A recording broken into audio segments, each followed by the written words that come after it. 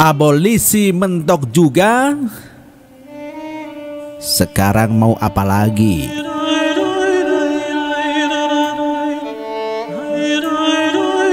Mentok tembok lagi. Ya, kali ini benar-benar akrobat untuk membebaskan Rizik Syihab dari kasus hukum yang menjeratnya, benar-benar mentok lagi.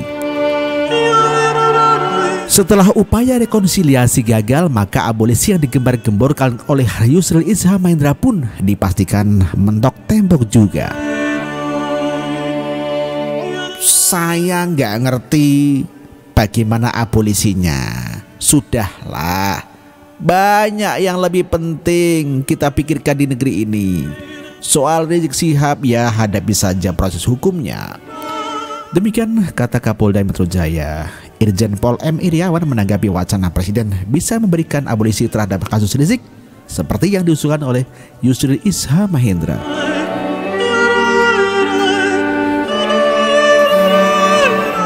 Pernyataan orang nomor 1 di Polda Metro Jaya ini mengindikasikan tidak ada tawar-menawar lagi dalam kasus hukum Rizik ini. Jawabnya cuma satu, hadapi proses hukum. Proses hukum ini kan memang ada. Kita akan menganut equality before the law. Kasihan dong masyarakat lain, wong proses hukum kok dibeda-bedakan. Demikian tutur Kapolda Metro Jaya. Sekedar mengingatkan, abolisi ini dikumandangkan oleh Yusril Izzah Mahendra setelah dia mendapat amanat untuk membuka jalur rekonsiliasi oleh Rizik. Saya berpendapat bahwa sebenarnya abolisi merupakan cara yang paling baik dilakukan dan ini tidak mempermalukan segala pihak.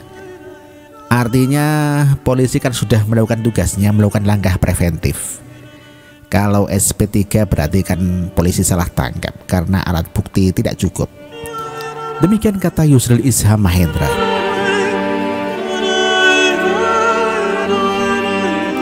Yusril menyebut abolisi kepada Rizik dapat diberikan dengan syarat tertentu.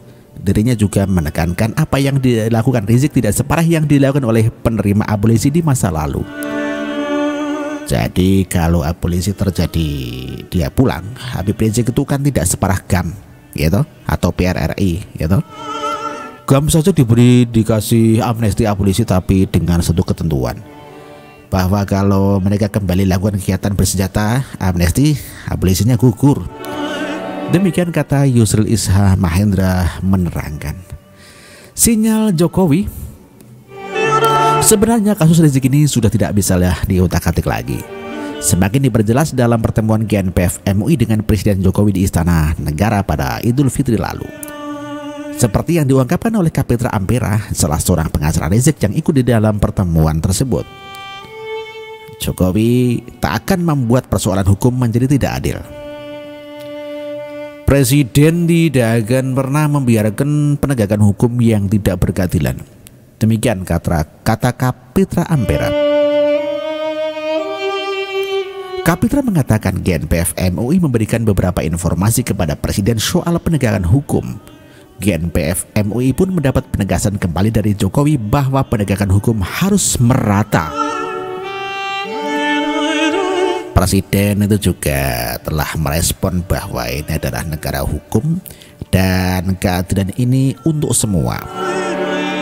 Artinya tidak boleh ada satupun penegakan hukum yang melanggar hukum.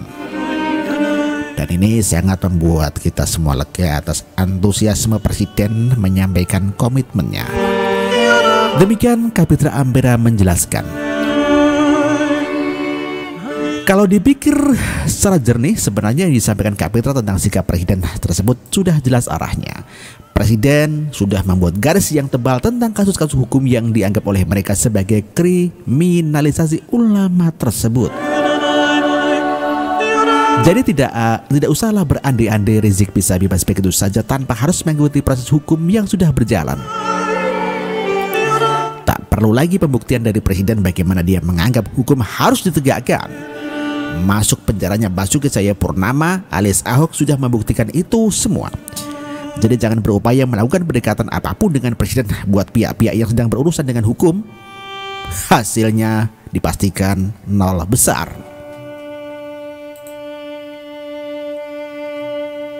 Sebenarnya kalau mau kasus ini cepat selesai, pihak-pihak yang selalu mengupayakan meloloskan Rizik dari kasus hukumnya segera menyarankan Rizik untuk kembali ke Indonesia dan hadapi proses hukumnya.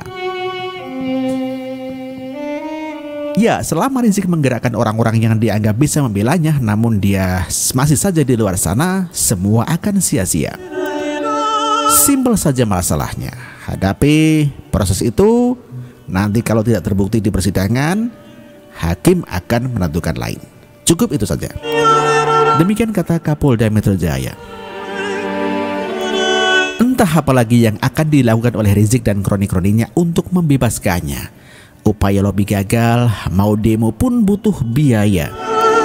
Mungkin saat ini mereka sedang konsolidasi mencari celah untuk bisa bermanuver lagi. Namun sejauh kasus hukum ini tidak dihadapi dengan jantan, apapun usahanya akan sia-sia. Sekarang saatnya untuk membuktikan kalau Rizik bukan pengecut. Buktikan kalau dia tidak bersalah atas semua kasus yang dituduhkannya. Jangan hanya bisa bersembunyi di luar, sementara orang-orang yang dianggap kredibel untuk membelanya selalu mendapati tembok tebal untuk bisa membebaskannya. Sekarang mau apa lagi? Kita tunggu langkah berikutnya apa? Mungkinkah akan ada gerakan memulangkan Rizik?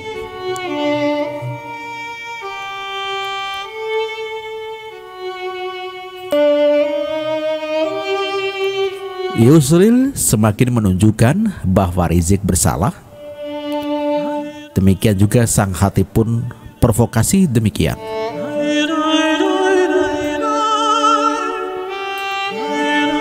Sebenarnya membahas Rizik Syihab tidak ada akan habisnya dan sangat memakan banyak energi yang sia-sia. Itu mungkin karena standar ganda selalu digunakan oleh mereka. Standar ganda biasanya digunakan oleh kaum barbar di zaman kegelapan. Zaman di mana hukum tidak berlaku adil terhadap sesama manusia, atau lebih tepatnya disebut hukum rimba.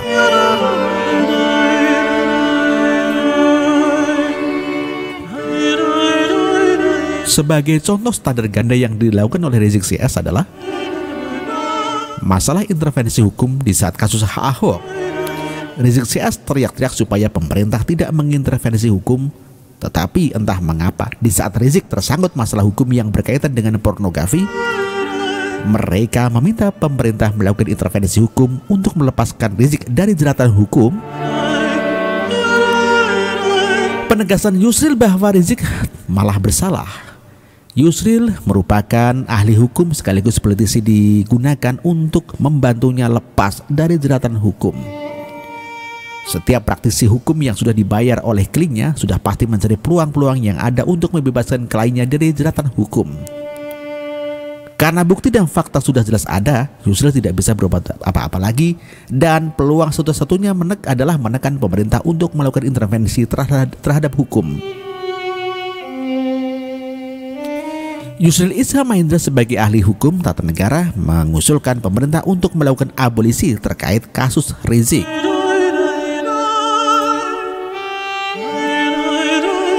Abolisi sendiri menurut Wikipedia merupakan penghapusan terhadap seluruh akibat penjatuhan putusan pengadilan pidana kepada seseorang terpidana atau terdakwa yang bersalah.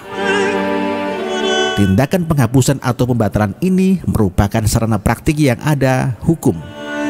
Abolisi adalah hak yang dimiliki kepala negara yang berhak untuk penghapusan hak tuntutan pidana dan menghentikan jika telah dijalankan pasal 1 angka 1 Undang-Undang Nomor 22 Tahun 2002. Hak abolisi diberikan dengan memperhatikan pertimbangan DPR adalah pasal 14 ayat 2 Undang-Undang Dasar 1945.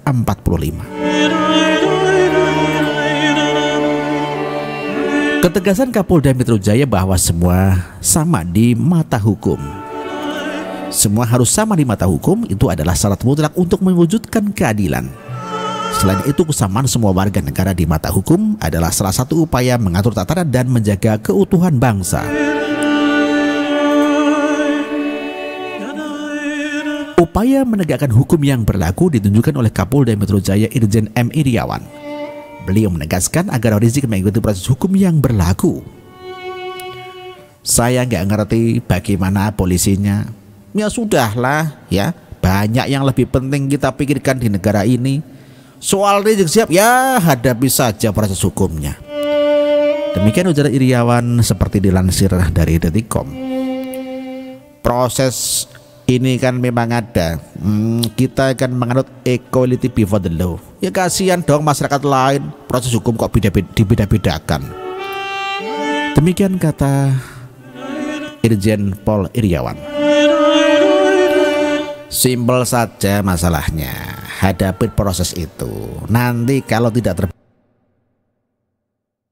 terbukti ya dipersidangkan, hakim akan menuntut lain. Cukup itu saja. Kita alihkan ke pembicaraan yang lebih penting lah buat rakyat, buat negara. Demikian kata Iriawan. Jika ada yang tidak setuju dengan pernyataan Bapak Kapolda tersebut, sudah pasti ditanyakan kewarasannya.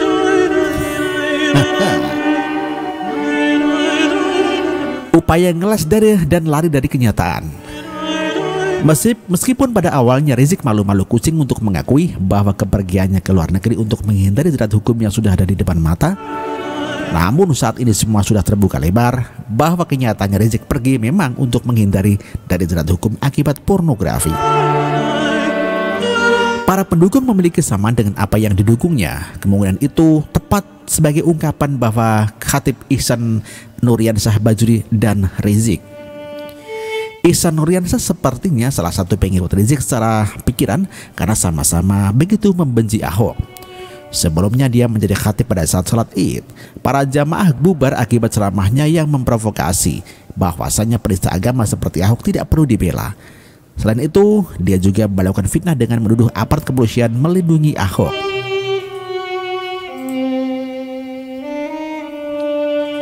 Setelah Ihsan Nuryansyah Bajuri mengetahui bahwa masih banyak orang waras di Indonesia sehingga ia dikecam banyak orang, dia mulai ngeles dengan membuat pernyataan yang berlawanan dengan pernyataan sebelumnya. Jika pernyataan saat menjadi khatib sholat Id dengan gagahnya mengaum seperti singa dengan mengatakan bahwa Ahok penista agama yang tidak perlu dibela dan juga tuduhan terhadap pemerintah dan aparat kepolisian. Tetapi setelah mengetahui kenyataan bahwa pernyataannya dikecam banyak orang, dia secara tidak langsung menuduh media memotong beritanya sehingga menjadi maknanya beda dengan kejadiannya. Dan akhirnya ternyata para singa sudah mengembi. Mbak Cak Anton, terima kasih.